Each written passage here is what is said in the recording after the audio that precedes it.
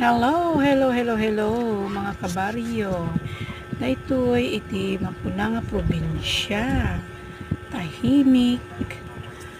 Natalna laon una iti kapaligiran. Nya, makita tayo ni puros taltalon. Yan, mga bukid lang talagang masisilayan mo dyan. Pero talagang yung simoy ng hangin, fresh na fresh talaga siya. Napakasayang tumira sa probinsya. Simpleng buhay, pero masaya. Hindi gaanong polluted. Hindi gaya sa ibang lugar sa Manila. Naku, Diyos ko, sobra polluted na po tayo.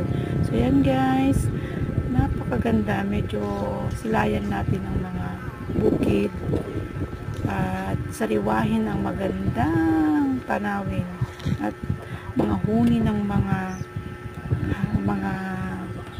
ibon no, mga gadyan nga kurarapnit nga dagiti mangmangag nga ako ay lang. Ayun lang, salamat.